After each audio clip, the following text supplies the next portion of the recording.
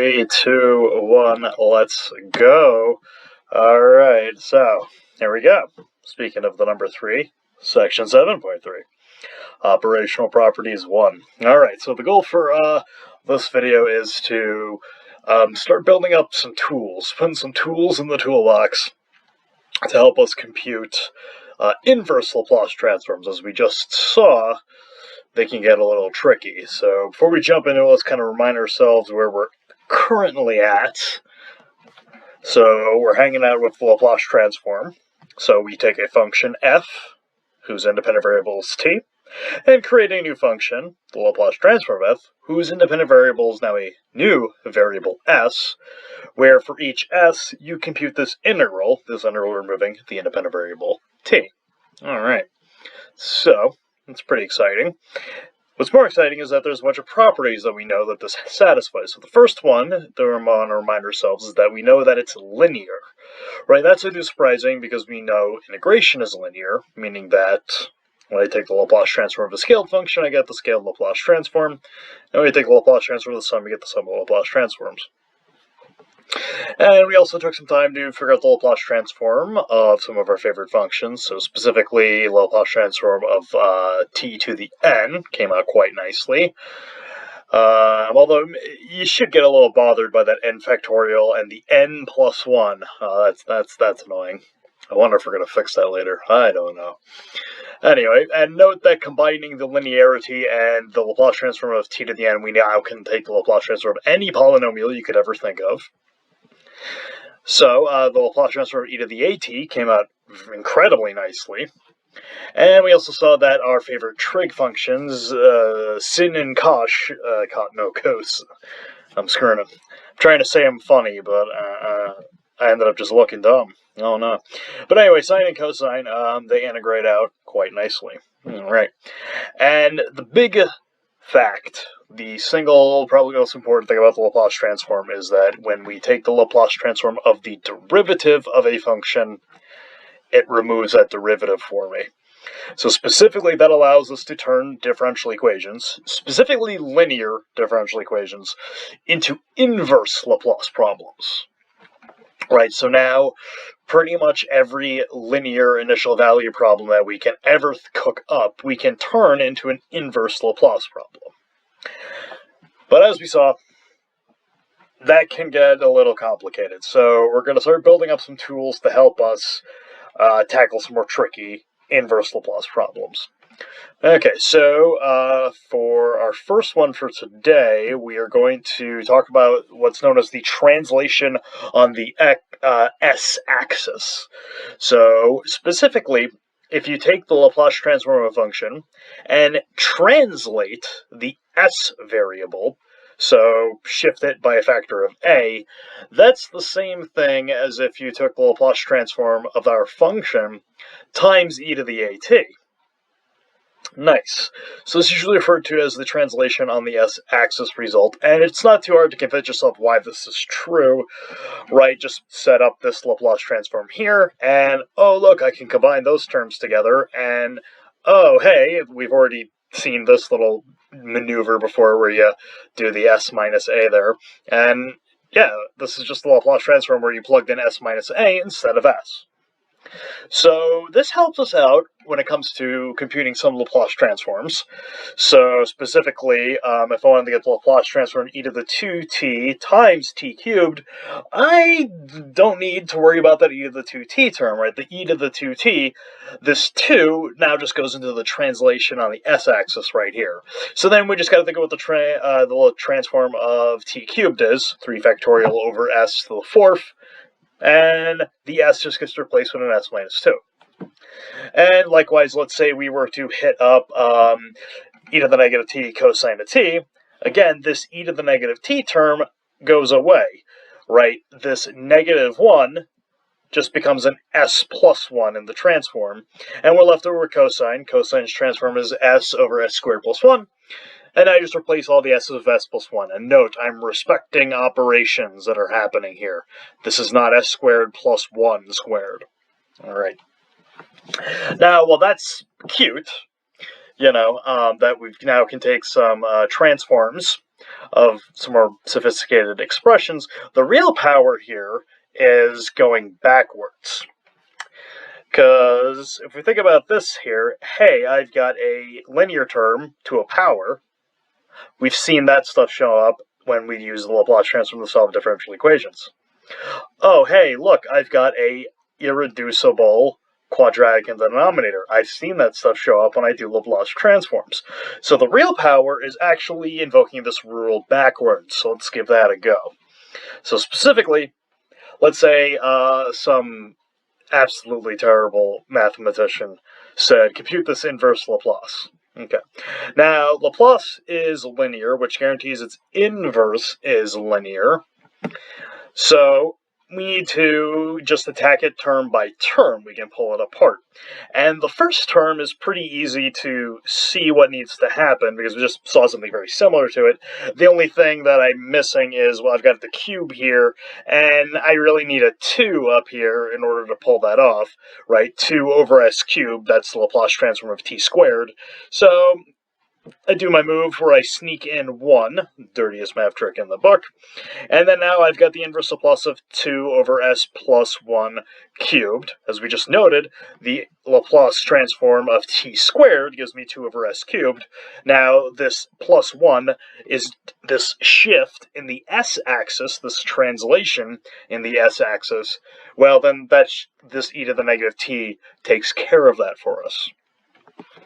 So the first term pops out real easy, right? It looks just like the one we just saw, the 6 over s minus 2 to the 4th. Is that what it was? Oh, man, look at that. Big brain time. Okay, so the first one's pretty straightforward and easy to see. That second one we're going to have to get real clever with. So let's do that. Alright, so the first thing I'm going to do the thing that nobody likes. I'm going to complete that square. Ooh. Now, how did I do that? Right, remember the trick to completing the square is to look at the term attached to s, divide that by 2, that gives me negative 1. I know I'm going to get s minus 1 quantity squared then, that's the goal, so then the trick is to figure out, well, what do I need to steal from 5 to make that work? Well, if you square out s minus 1, you'll get s squared minus 2s plus 1. So I gotta steal a 1 from my plus 5. Why, it's now a plus 4. Okay, there we go. Okay, so note the reason I wanted to do this is, well, first off, note s squared minus 2s plus 5. No hope of that factoring in anything reasonable, right? 5 is a prime number, and 5 and 1, there's no way to make those add up to negative 2 in any particular way. So completing the square, I don't know, I like it as a technique, and you should too. And it's quite useful, and it's really useful for these particularly tricky inverse Laplaces, because now I'm going to pull this move. I'm going to partial fractions it, right? That's to be expected, but note how I pulled it apart. I pulled it apart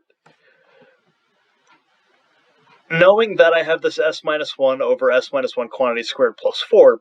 I know that this is going to inverse Laplace into cosine of 2t because of the 4, and it's going to be shifted by 1, so I'm going to multiply it by e to the t. Likewise here.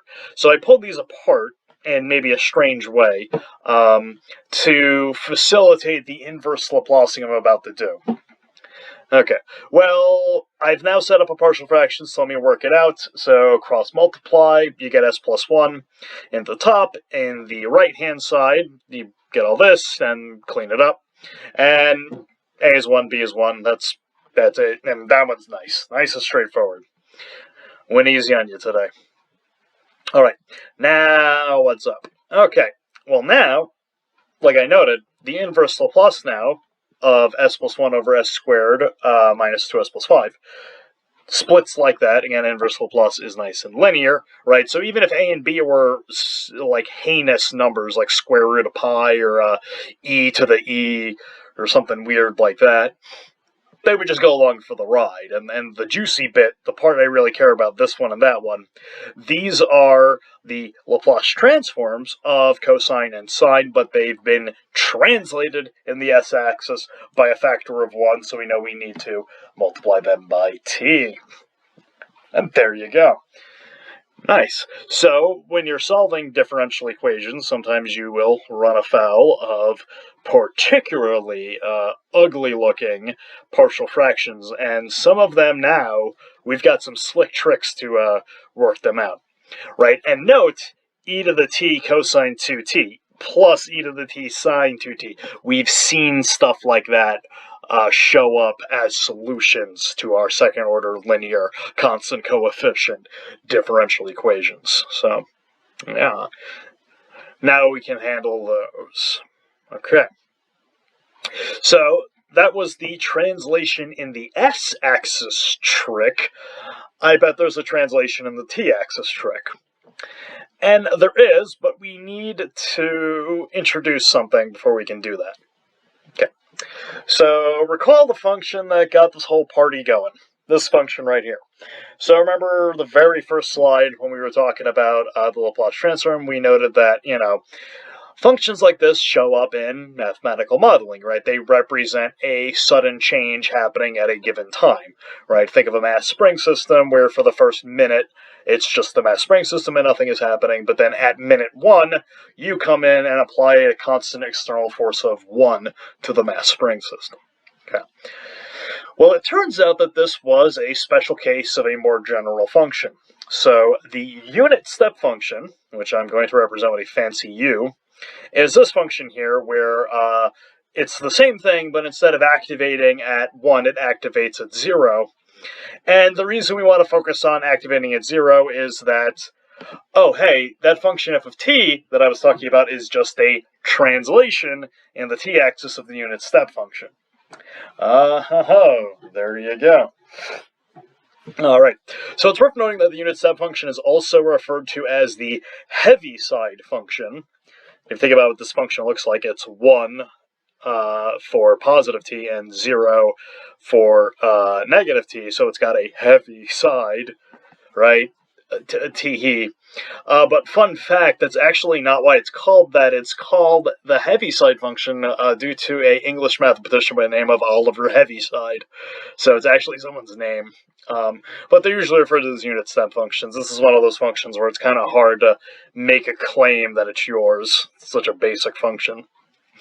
But anyway, so we have a translation on the s-axis formula, and we'll have a translation on the t-axis formula. So specifically, if I were to look at the Laplace transform of a function times the unit step function, where I've made sure to match, made sure that I've matched their inputs, then the Laplace transform looks like this. The unit step function is 0 until it hits t equals a. So it disappears for values bigger than a, because it's just equal to 1, and for values less than a, it kills everything, so the integral goes from a to infinity. And now note right here, because I've got this a down here, I can go ahead and make a little change of variable maneuvering here, because this tells me, well, t is going to run from a to infinity. Well, at a, it's 0. At a, this is a, so if we shifted it to start at 0, well, f then starts at t, but t now is going to go from a, right? And if you don't like this jump, you can, do a u sub and formally demonstrate it, but hopefully it's easy to see that. And now, oh, hey, look at that. Let me do a little distribute and pull out the e to the negative as, because, right, it doesn't involve t. I can pull it out of the integral. It's just the constant in the eyes of t. Now note, what am I left over with? Just the Laplace transform of f.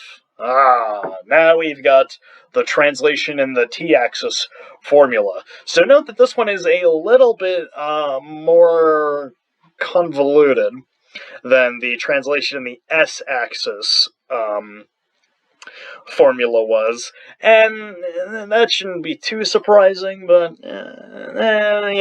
right, because if we just did f of t minus a here, it'd be a little gross. Sneaking in the unit step function there allows us to put this a down here, which then lets us clean up real nicely. Another way of thinking of the translation of the t-axis is really it's telling us that the Laplace transform of f times an exponential is really this kind of a Laplace transform in disguise. So that's usually the way that you apply it. So in other words, kind of going backwards. So let's wrap things up today. Very nice. So a little shorter today. Not too much going on in this particular chapter with two applications. Right, so let's give it just a straightforward go here. Let's say you wanted to take the Laplace transform of t minus 1 quantity squared. All right, multiply in the unit step function.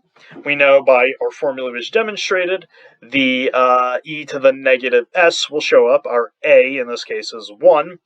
And, right, this lets me undo that translation in the t-axis. And we know what that Laplace transform is. That's 2 over s cubed. And there we go. Okay, so the more exciting application, of course, is going backwards, right? And that's why we're setting this tool up, because now, let's say I want to take the Laplace transform, inverse Laplace transform of this, right? You can imagine that something like that would show up when we're doing an inverse Laplace problem. All sorts of, partial fraction nonsense shows up when you do it, so something like this we may run afoul of. Well, now, it's easy to do, because note that 1 over s minus 3 is really the Laplace transform of e to the 3t. So this inverse Laplace is really an exponential times a Laplace, and we know what that's going to be. That's going to introduce the unit step function, right? Specifically the t minus 2 coming from the e to the negative 2. And note the respecting operations, right? This is not 3t minus 1, 3t minus 2. It's 3 times t minus 2. I replace the t with t minus 2. All right, there we go. And that's it for today. So we've got 2 new tools in the toolbox, a translation on the s-axis and a translation on the t-axis. And as we saw, both of them, their real strength is helping us out with inverse Laplace transforms. Okay, that's pretty good. All right, so that wraps up part 1 of operational properties. Part 2 is going to get a little bit more convoluted. So I'll see you then.